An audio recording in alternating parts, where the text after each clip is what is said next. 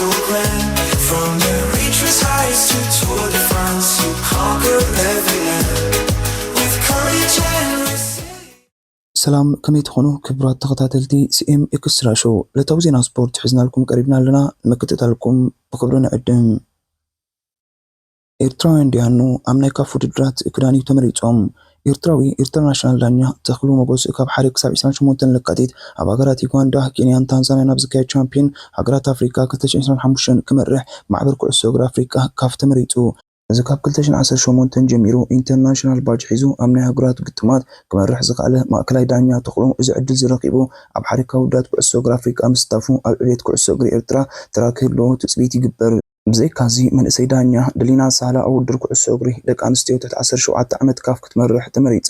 ዳኛ ደሊና ኣብቲ ካብ 7 ክሳብ 18 ጥሪ ኣብ ታንዛንያ ዝካየድ ዘሎ ውድድር ትሳተፍ ዘላ ድሕርቲ ኣባል ሃገራዊት ጋንታ ኩዕሶ እግሪ ኤርትራን ኣባል ክለብ ኩዕሶ እግሪ ክለብ ደንደን ኮይና ክትፃወት ምፅንሓ እዩ። ኣብ ናይ ወፃኢ ውድድር ክትመርሕ ዕድመ ዝቐበላ ዘሎ ድማ ነፈለማ ዋን እዩ። እዚ ዕድላ ዝኸ ሃገራዊ ፌደሬሽን ኩዕሶ እግሪ ኤርትራ ተሳትፎ ኤርትራውያን ዲያኑ ብክልቲኡ ፆታ ኣብ ዞባውን ሃገራውን ውድድራት ምዕባይ ዝገብሮ ዘሎ ፃዕሪ ዘንፀባርቕ እዩ። ራፊኒያ ጉዳይ ኦልሞ ንባርሳ ክፀልዋ ከም ዝኽእል ገሊፁ። ሓለቓ ጋንታ ባርሴሎና ራፊኒያ ጉዳይ ውድ ጋንቱ ዳን ኦልሞ ነዛ ክለብ ኣብ መጻኢ ሓደ ተጻዋታይ ኣብ ምፍራም በቐልታ ክፀልዋ ከም ዝኽእል ገሊፁ። ኦልሞ ዝሓለፈ ክረምቲ ብ55 ሚልዮን ዩሮ ካብ አርቢ ሌፕዚግ ናብ ባርሳ ብምፅምባሩ ይዝከር። እዛ ጋንታ ብሰንኪ ዘለዋ ፋይናንሳዊ ፀገም ተጻዋታይ ከተመዝግቦ ብምፅጋማ ከዓ ብቋሚ ከተፈርሞ ይከኣለትን ከም ፍታሕ ግና ክሳብ ምዛም 2024 ጥራይ ከተመዝግቦን ከተፃውቶን ተፈቒዱላ ነይሩ። ዝተፈቐደላ ግዜ ብምእካሉ ድማ ዝሓለፈ ሰሙን ኪንያ ታሕሳስ 31 2024 ከተፃውቶ ብምልያ ዳግማይ ኣብ ዝርዝር ስም ኣስማት ተፃዋታ ከተመዝግቦ ሕቶ ቀሪባ። ይኹን እምበር ዘቕረበቶ ቀዳማይን ካልኣይን ሕቶ ብቤት ፍርዲ ተነፂጉ። ድሕሪ ከዓ ላሊጋ ንስምስ ተፃዋታይ ካብ ዝርዝር ተፃወቲ ትሊግ ብምውፅኡን ነቲ ብሰንኪ መስፈርቲ ተኣልዩ ፀንሐ ኣንድሪያ ክርስቲያንሰን ብምዝጋቡን ዛጊት መፃዩ ኣይንጥረን ኣሎ። ዳግማይ ንኸተፈርሞ ዝኽእላ መንገዲ ሃሰው ትብል ዘላ ባርሳ ነዚ ጉዳይ እንተዘይፈቲሓቶ ከዓ ኦልሞ ብናፃ ናብ ካልእ ክለብ ክሰጋገር ከም ዝኽእል ይግለጽ። ይግባይ ካብ ምባል ግና ዓዲዋ ዓደትን ብመሰረት ናይ እስጳኛ ፀብፀባት ድማ ሕጂ እውን ብግዝያዊ ከተፈርሞ ተስፋ ሕዲራ ትርከብ። ራፊኒያ ህልው ፀገም ዛጋንታ መፃ ኣብ ምፍራም ሓደስ ተፃወቲ ብድሆ ክኾነ ከም ዝኽእል ይዛረብ። እዚ ብራዚላዊ ናይ ኦልሞን ፓውን ጉዳይን ኣብ ካልእ ክለብ ኮይኑ እንተዝዕዘቦ ነይረ ናብዛ ጋንታ ንምፃእ ክልተ ግዜ ማሓሰብኩሉ ድማ ኢሉ ምስ ባርሳ ድሕሪ ምፍራሙ ነቲ ነዛ ጋንታ ተሓልፎ ዘላ ኩነታት ከም ዝፈልጦን ብውሳኑ ከም ዘይተዓስን እውን ገሊፁ። እዛ ካታሎናዊት ክለብ ወላ እኳ ከምዚ ዓይነት ዳግማይ ናይ ምፍራም ፀገም ሕጂ የጋጥም እንተሎ ብሰንኪ ፋይናንሳዊ ፀገማታ ግን ካብ ዝሓለፉ ዓመታት ጀሚራ ሓደስ ተፃወቲ ኣብ ምፍራም ብድሆ ገጥማ ፅኒሕ እዩ። ንበዓል ራፊኒያ ኣብ 2022 ካብ ሊድስ ዩናይትድ ብ55 ሚልዮን ዩሮ ክፍርም ከሎ ናይ ምዝጋብ ፀገም ኣጋጢምዋ ነይሩ እዩ። ፌደሬሽን ኩዕሶ እግሪ እስጳኛ እዛ ጋንታ ወፃኢታታ ከተጉድል ዝያዳ ኣታዊ ክትረክብን ፋይናንሳዊ ማሕነቑኣ ክትፈትሖን እዩ ዝጠልብ። ባርሳ ኣብ ጉዳይ መንእሰይ ናይ ክንፊት ከዓይ ፓው ቪክቶር እውን ተመሳሳሊ ፀገም ኣጋጢሞ ኣሎ። ሮናልዶ ንውሳነ ኣኽቢሩ እዩ ዓላዊ ሃገራዊት ጋንታ ፖርቱጋል። ናይ ቅድም ዓላዊ ሃገራዊት ጋንታ ፖርቱጋል ፈርናንዶ ሳንቶስ ኮኸብ ተፃዋታይ ክርስቲያኖ ሮናልዶ ኣብ ዋንጫ ዓለም 2022 ተቐያሪ ክኸውን ዝወሰደ ውሳነ ከም ዘኽብሮ ገሊፁ። ሳንቶስ ኣብቲ ኣብ ቀጠር ዝተኻየደ ዝዓበየ ውድድር ኩዕሶ እግሪ ኣብ ዙር 16 ኣንጻር ስዊዘርላንድ እናሓለቆም ሮናልዶ ዘይተለመደ ተቐያሪ ብምግባሩ ኣርእስቲ ተሪሑ ነይሩ። ቅድሚኡ ኣብ ዝነበረ ፀወታ ኣንጻር ደቡብ ኮርያ ዘንፀባረቑ ሕርቃን ደስ ስለዘይብሎ ተቐያሪ ከም ዝገበሩ እውን ሓቢሩ ነይሩ። ሮናልዶ ኣብ ሰዓበት ናይ ርብዒ ፍጻመ ፀወታ ኣንጻር ሞሮኮ እውን ተቐያሪ ምንባሩ ይዝከር። ንፖርቱጋል ን8 ዓመታት ዝዓለማ ሳንቶስ ብሞሮኮ ድሕሪ ምግላፉ ካብ መዝነቱ ምእላይ ይፍለጥ። ምስ ሮናልዶ ዝምድንኡ ከም ሻሕከሪ ድማ ይግለጽ እዩ። ንሱ ብዛዕባ እዚ ጉዳይ ኣብ ዝተሓተተሉ ክርስቲያኖ ዓብ ተፃዋታይ እዩ፣ ዝምድናና ካብ 2004 እዩ ዝፍልም። ቅድሚ ሃገራዊት ጋንታ ምዕላም ምጅማሬ ኣብ ዋንጫ ዓለም ሮናልዶ ተቐያሪ ምግባሪ ንሱ ዘኽብሮ ውሳነ ነይሩ። ክሳብ ሕጂ እውን ርክብ ኣይተበተኸን ኢሉ። ድሕሪ እቲ ውድድር መጻኢ ኣብዛ ጋንታ ዘይንጹር ዝነበረ ሮናልዶ ብሓድሽ ዓላም ሮበርቶ ማርቲነስ ግን መሪሕ ተፃዋታይ ብምዃን ዳግማይ ብቋሚ ይሰለፍ ምህላው ይፍለጥ። እዚ ዝመፅእ ወርሒ ለካቲት 40 ዓመት ዝመልእ ፀላዊ ተፃዋታይ ኣብ ዋንጫ ዓለም 2026 ክፃወት ድሌት ከም ዘለዎ እዩ ዝግለጽ። ኣርቴታ ጠንቂ ስዕረቶም ኩዕሶ ካራባኦ ካፕ ምዃና ገሊፁ። አርሰናል ድሕሪ ሰሉስ ምሸት ብኒውካስትል ዩናይትድ 2-0 ምስዓራ ኣሰልጣኒ ሚካኤል ኣርቴታ ብዓይነት ኩዕሶ ካራባኦ ካፕ ከም ዘይተሓጎሰን ጠንቂ ብዙሕ ሽቶታት ምስሓት ምዃኑን ገሊፁ። አርሰናል ኣብዚ ናይ ቀዳማይ እግሪ ፍጻሜ ፀወታ ካራባኦ ካፕ 23 ግዜ ናይ ሸቶ ፈተነታት ኣካይዳ ሸቶ ከተመዝግብ ግን ኣይከኣለትን። ሰለስተ ካብዘን ሸቶታት ናብ ልዳት ክመርሓን ከለዋ ዝተረፋ ግን ኣብ ዕላማ ወፃኢ ነይረን። ኣርቴታ ዘን ኩዓሳሱ ካብ ናይ ፕሪምየር ሊግ ኩዓሳሱ ኣፀቢቕን ዝተፈለየን ብዙሓት ኩዓሳሱ ልዳት ሰዲድና ኢና ብቐሊል ናይ ምንፋር ሓይሊ ስለዝነበረን የደናግራና ነይረን። ኣብ ምቕላዕ ጥራይ ዘይኮነ ኣብ ምቁጻሩን ብዙሕ ዘይንቡር ነገራት ይርአ ነይሩ እዩ ስለዚ ጠንቂ መንፈሪኤን ብዝግባእ ክጽናዕ ኣገዳሲ ኢሉ ኣርሰናል ናብ ፍጻሜ ንምሕላፍ ኣብ ካልኣይ እግሪ ኣብ ሜዳ ኒውካስል ተካይዶ ጸወታ ተሪር ዓቕበት ከም ምሕኳር ክኾን ከም ዝኽእል ይሕብር ኣብዚ ናይ ካራባኦ ካፕ ዝካየድ ጸወታታት ዝጥቀምለን ኩዕሳሱ በትካል ፑማ ዝተሰርሓ ክኾና ከለዋ ናይ ፕሪምየር ሊግ ከዓ ብናይክ ዝተሰርሐን ኒውካስል ኣብ ጸወታ ኣብ ኣሌክሳንደር ኢሳቅን ኣንቶኒ ጎርደን ብዝረኸበቱ ሾታት እያ ተዓዊታ ኣብ ዝበለጸ ብቕዓት ዝርከብን ብዙሓት ክለባት መሲጡን ዘሎ ኢሳቅ መበል 50 ሾቱ ንኒውካስል ኣብቲ ጸወታ ጸንቢሉ ዌስትሃም ንሎፕቶግ ኣባሪራቶ እንግሊዛዊት ክለብ ዌስትሃም ንዓላሚ ኣጁሎን ሎፕቶጉ ትማል ድሕሪ ቀትሪ ካብ ስርሑ ባሪራቶ ሎፕቶግ ዝሓለፈ ክረምቲ ብናይ 2 ዓመታት ውዕል እዩ ንዴቪድ ሞየስ ተኪኡ መዝነት ምስልጣን ተቐቢሉ ይኹን እምበር ዕምሪ ስልጣኑ ኪኖ 6 ወርሕ ኣይቀጽልን ምክንያቱ ጉዕዙ ዕዉት ከም ዘይምዃኑ እዛ ጋንታ ኣብ 20 ናይ ሊግ ግጥማት 23 ነጥቢ ጥራይ ኣኪባ ካብ ዞባ ምምላስ ብ7 ነጥቢ ከቢላ መበል 14 ተሰሪዓ ኣላ እዛ ኣብ ዝሓለፉ 2 ናይ ሊግ ግጥማት 9 ሾታት ብማን ሲቲ 4-1 ብሊቨርፑል 5-0 ዝተመዝገባ ጋንታ ቦቱኡን ምሽፋን ምስ ናይ ቅድም ዓላሚ ብራይተን ቸልሲን ግራሃም ፖተር ተዛረብ ኣላ እዚ ከምዚ ኢሉ እንከሎ ናይ ቅድም ዓላማ ዌስትሃም ሃሪ ሬድናፕ ናተሓዛዛ ጋንታ ኣብ ልዕሊ ሎፕቶጉ ነቂፉ ዴሻምፕ ካብ መዝነቱ ክወርድ እዩ ኣሰልጣና ክራይት ጋንታ ፈረንሳ ዲጄ ዴሻምፕ ድሕሪ ዋንጫ ዓለም 2026 ካብ መዝነቱ ከም ዝወርድ ትማል ገሊጹ ዝወዲ 56 ዓመት ዓላሚ ዝዝነውሕ ግዜ ንሃገራዊት ጋንታ ፈረንሳ ዝዓለመ ሰልጣን እዩ ካብ ሓምለ 2012 ጀሚሩ ዝሓለፉ ዓስታት 13 ዓመታት የዕልማ ብምህላው ኣብ 2018 ዋንጫ ዓለም ከዕትራን ከሎ ኣብ 2022 እውን ኣብ ፍጻሜ በፂሕዋ ነይሩ እዩ ፈረንሳ ኣብ መዛዘሚ ብኣርጀንቲና ፍጹም ቆልዓ ምስ ኣራይ ይዝከር ብዘይካዚ ዴሻምፕ ኣብ ፍጻሜ ጸወታ ዩሮ 2016 በፂሑ በፖርቱጋል ተረቲዑ እዩ زحلقة غانتا فرنسا زنبر علامي ኣብ 2026 ስራሕይ ከበቂዑ ክብል ውዕሉ ከም ዘነውሕ ገሊጹ ኣብ ካፋል ዝነበረ ዴሻምፕ ኣብ 1998 ነዛ ክራይት ጋንታ መሪሑ ዋንጫ ዓለም ኣልዒሉ እዩ ኣብ 2018 ከዓ ከም ተጻዋታይን ኣሰልጣንን ዋንጫ ዓለም ዝለዓለ ኮይኑ ድሕሪ ማሪዮ ዛጋሎን ፍራንስ በንከባወርን ባርሴሎና ናብ ፍጻሜ በፂሓ ካታላናዊት ክለብ ባርሴሎና ኣብ ፍርቂ ፍጻሜ ስፖርት ክለብ ስፓኛ አንጻር ኣትሌቲክ ቢልባኦ 2-0 ተዓዊታ ባርሴሎና ናይ ዓወሾታት ጋቪን ላሚን ያማልን ኣመዝጊቦምን ባርሴሎና ድሕሪ ምዕዋታ ኣመዛዝም ጸወታ ስፖርት ክለብ ስፓኛ ምሕላፍ ኣረጋጊጻ ባርሴሎና ኣመዛዝም ግጥም ዝተዓዋቲት ክለብ ሪያል ማድሪድ ማዮርካን ክትገጥምያ ባርሴሎና 3 ዓመታት ኣከታቲላ ናብ ኣመዛዝም ጸወታ ስፖርት ክለብ ስፓኛ ከም ዝበጽሐት ይፍለጥ ሲቲ ተጻወቲ ምፍራም ትሰርሐላ ማንቸስተር ሲቲ ንኣጥቃዒ ክለብ ኢንትራክት ፍራንክፈርት ዑመር መራሙች ምፍራም ኣብ ዝርብ ከም ዘላ ይግለጽ ማንቸስተር ሲቲ ንግብጻዊ ኣጥቃዒ ዑመር መራሙች ናይ 4 ዓመት ውዕል ከም ዘቀረበትሉ ይግለጽ ማንቸስተር ሲቲ ብተወሳኺ እውን ንማእከላይ ተኸላኻላይ ክለብ ሌንስ ኣብዱኮደር ሲኮኖቭ ንምፍራም ዕቱብ ጻዕሪ ተካይድ ከም ዘላ ዘኣትሌቲክ ኣብ ጽሑፋቱ ኣስፊሩ ብኣሰልጣኒ ፔፕ ጓርዲዮላ ትምራሕ ማንቸስተር ሲቲ ኣብ ዝወርሕ ንኽልቲኦም ተጻወቲ ናብታ ጋንታ ንምጽንባር ዕቱብ ጻዕሪ ትገብር ከም ዘላ ይግለጽ ኤሚል ሄስኪ ብዛዕባ ኣሌክሳንደር ኢሳቅ ኣርሰናል ኣብ ዝወርሕን ኣሌክሳንደር ኢሳቅ ካብ ኒውካስል ከተፈርሞ ተሓስብ እንተኮይና ብሕልም መንበር ብሓቂ ክሕሰብ ዘይከኣል ነገር እዩ ኣብ ዝወርሕን ኣሌክሳንደር ኢሳቅ ከተፈርሞ ኢላ እንተሓሲባ ኣብ ዓብይ ሕልሚ ዓለም ትነብር ኣላ ኢለ እየ ዝሓስብ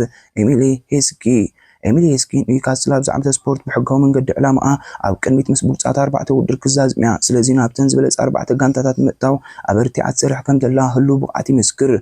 ኣነ ሆሪሆ እንተዝከውን ነይረ ብሉፅ ተጻዋታይ ሞኻና ሞዳርት ክለብ ምሸጥ ኩሉ ይመስለኩም ዛዕብ ዕሽነት እዩ ራእይ ወስከ ኒውካስልን ኣርሰናልን እንታይ ዓይነት ዝምድና ኣለዎን ኣብ መንጎኦም ፍቕሪ የለን ነንሕደን ፍሽክርን ውድድርን ጥራይ ዘሎ ሙስለምታይ ኒውካስል ነቲ ቀንዲ ኮኸም ናይታ ጋንታ ዝኾነ ተጻዋታይ ክትሸጦ ወይስ ካልእ ምክንያት ኣሎ ኣብ ወርሒ ጥርን ኣሌክሳንደር ኢሳቅ ካብ ኒውካስል ክሸጦ ኢልካ ምሕሳብ ዕብዳን እዩ ንዓይ ዝዕብዳን እዩ ኒውካስል ነቲ ተጻዋታይ 150 ሚልዮን ፓውንድ ተሓታላ ዝብል ወረ ሰሚዕና ኣለና እዚ ዕብዳን እዩ ኣርሰናል ኣብ ሞስኮ ዝውውር ክራማት ንኣሌክሳንደር ኢሳቅ ናብ ኢማራት ከተሰጋግሮ ትደሊ እንተበልና እውን ዋጋ ዝውውር ኢሳቅ ልዕሊ 100 ሚልዮን ፓውንድ እዩ ዝመን ኢሉ መን ከምዚ ኢሉ ካልእ ማረምቲ ድማ ብፍላይ ኣሌክሳንደር ኢሳቅ ኣብ ኒውካስል ክጸንሐሉ ኣይደልን እዩ ዝብል ወረ መን ይኩም ኢሉ ተዛሪቡ ኒውካስል ኣብዚ ሊግ ኣብዚ እዋን እዚ ትሪኦ ዘላ ብቕዓት ምስ ቀዳሞት ብሉፃት 4 ኣጢኻ ክታዝም ዘኽእል ኣብ ዝለዓለ ቁመና ትርከብ እዚ ድማ ኣብ ዝመጽእ ዓመት ስፖርት ጋንታ ኣብ ቻምፒዮን ሊግ ክሳተፍ ብቕዓት ይግበራ እዛ ጋንታ ኣብ ቻምፒዮን ሊግ እንድሕር ብትሳተፍ ብቕዓት ኮይና ዝኾነት ጋንታ ኣብ ዝውድር ክሳተፍ ድማ ጋንታኦም ከሓይሉ ተጻወትን ምግዛእ ኣብ ዝውውር ተጻወቲ ዕዳጋ ይወርዱ እምበር ኮኸባቶም ብሉፃት ተጻወቶም ንኻልኦት ተቐናቐንቲ ክለቦም ኣሕሊፎም ክሸጡ ኢልካ ምሕሳብ የዋህነት እዩ ኣነ ብውልቀይ ኒውካስል ነዚ ንኮኸብ ተጻዋታይ ኣሌክሳንደር ኢሳቅ ሸይጣ ነታ ጋንታ ኣብዚ ሕጂ እዋን ዘላቶ ዝለዓለ ብሉፅነት ከፍርሶ ኢለ ኣይሓስብን እዚ ምርኣይን ምሕሳብን ኣየድልየንን ምንጪ ዘሳን ፉትቦል ኣርሰናል ከም ነቶ ፍሌክስያ ተጻዋታይ ማንቸስተር ዩናይትድ ነበር ፈረንሳዊ ፓትሪክ ኤቭራ ምስ ሬ ፈርዲናንድ ኣብ ዝገበሮ ቃለ መሕትት ብዛዕባ ኣርሰናል ብግልጽ ተዛሪቡ ኣርሰናል ከም ነቲ ፍሌክስያ ኩሉ ግዜ ዘቅጽል ሲዝን ክትጽበለካ እመኑኒ ኩሉ ግዜ ኣብ ነፍሲ ወከፍ ዓመተ ስፖርት ከምዚኦም ዝኾኑ ክብር ርእይቱ ሂቡ ስታቲክስ ዝዓበየ ዋንጫ ሜጀር ትሮፊ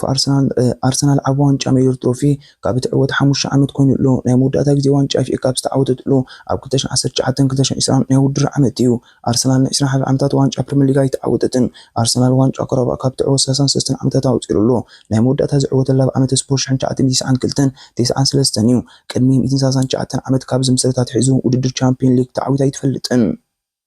ኔይማር ኣብ 2024 በኣል ሂላል ክንደይ ደሞዝ ረኪቡ?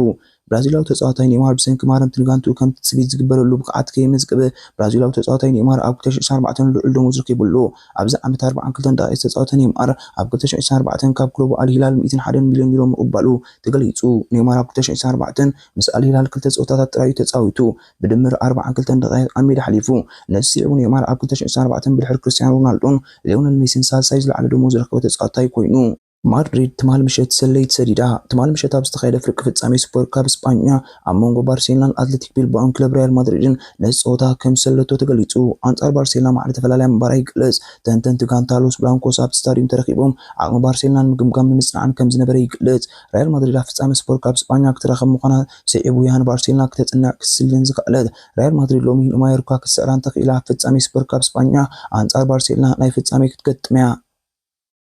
الهلال وعل نيمار كتحدث ايتدلن سعودي عربيت كلب الهلال وعل برازيلاوت كعي نيمار كتناوع ليت كم زي بلا ذا اتلتيك عبيرو نيمار مس كلب الهلال زنبرو ناي كلتا عمت وعل زمت كرامات كم زو دا يفلت ابز حج وان الهلال نيمار بسنك ترغغا مارن توعل المنوه ليت كم زي بلو يغلص علو نيمار اب قصالي اب تولد عد برازيل كملس تصبيز زغبرلو كوينو اب برازيل ناي غزارو عباي كلب غز مخاني نكر نيمار نتي كاب سعودي عرب زرخو غزيب هابتي اب برازيل ناي غزارو كلب غز كتقملو مخانو يغلص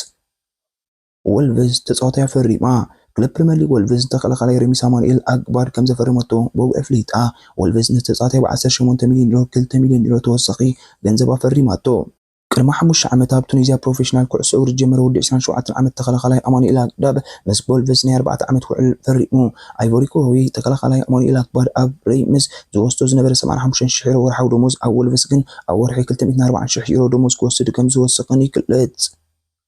مس ودي متوات كوانشان لعليو أشليانغ تايلر نابوي كسعرو دلويلو إنجليزاو نايكن في تسعطاي كلاب إيفرتون أشليانغ أنصار ودي متوات نوع عبن غير مخانو فريتو ኤቨርተን ሎም ምሽት ኣብ ስታዲየም ጉዲሰን ፓርክ አንጻር ሊዋን ክለብ ፒተር ቦሮ ኣብ ሳልሳይ ዙርያ ኤፍኤ ካፕ ክትገጥም እያ። ኣሽሊ ያንግ በጎኑ ምስ ፒተር ቦሮ ዝፃወት ወዲ 18 ዓመት ወዲ ታይለር ክፃወት ዕድል ክረክብ እዩ። ወዲ ኣሽሊ ያንግ ታይለር ሎ ምስ ኤቨርተን ገጥም ኣብ ጋንታ ፒተር ቦሮ ተኳቲቱ እኳ እንተሎ ኣሰላልፉ ግን ክሳብ ሕጂ ተረጋገፀን። ኣሽሊ ያንግ ቅድሚ ሕጂ ኤቨርተን አንጻር ፒተር ቦሮ ግጥም ተስሪዕላ ዝነበረ ዝፍለጥ ኮይኑ ሕልመ ይፍፅም ኣሎ ኢሉ ከም ዝነበረ ይግለጽ። ቅድሚ ናይ ሎሚ ፀወታ ምስ ወዱ ዝተዛረበ ኣሽሊ ያንግ አንጻር ወዲ ናይ ምፅዋት ዕድል ካብ ኩለን ዝረከብ ኮኑ ዋንጫታት ንላዕሊ ዋጋ ኣለዎ ኢሉ ወዱ ታይለር በጎን ሎ ምሸት ንኣቦይ ክስዕሮ ድሉይ ክብል ርእቱ ሂቡ። ሮድሪጎ ቤንታንኩር ከመይ ኣሎ ኣካፋል ቶተንሃም ሮድሪጎ ቤንታንኩር ትማል ጋንቱ ኣብ ልዕሊ ሊቨርፑል ኣብ ዘካየደቶ ግጥም ከቢድ ናይ ርእሲ ማስየምቲ ኣጋጢሞ ከም ዝነበሮ ይፍለጥ እዩ። እዚ ተጻዋታይ ኣብ መበል 15 ደቂቃ ኣብ ርእሱ ማሰይት ድሕሪ ምግጣሙ ብሓገዝ ካብ ሜዳ ተፂሩ ወፂኡ ቀጥታ ናብ ዝለዓለ ሕክምና ከም ዝከደ ይፍለጥ። ክለብ ቶተንሃም ኣብ ዘውፃእቶ መግለፂ ብዛዕባ ኩነታት ጥዕና ዝወዲ 27 ዓመት ቤንታንኩር ነብሱ ዝፈልጥን ሰባት ከዘራርብ ዝኽእል ኮይኑ ከም ዘሎን ዝራዳእ ምዃኑ ኣረጋጊፃ እታ ክለብ ወሲኻ ተጻዋታይ ተወሳኺ ሕክምናዊ ምርመራ ናብ ሆስፒታል ከም ዝፀንሐን ሓቢራ።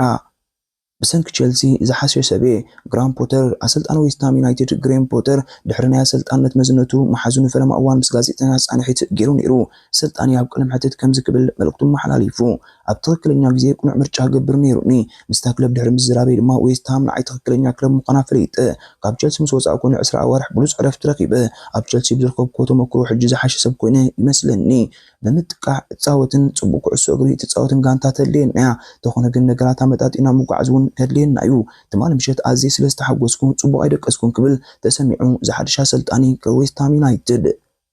ዘከበርኩም ተኸታተልትና ንሕጂ ሒዝናዮ ዝቐረብና ዓለታዊ ዜና ስፖርት እዚ ክትከታተሉ ፅናሕኩም እዩ። ኣብ ዝቕፅል ምክትታልኩም ኣይተቋርፁ ካልእ እውን ስለ ዘሎ እተን 4 ሕግታት ሼር ላይክ ኮሜንት ሳብስክራይብ ኣይትላልውን ወድሓንኩም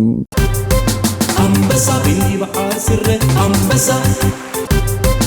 أنبسا بيبعال سره أنبسا أنبسا بيبعال سره أنبسا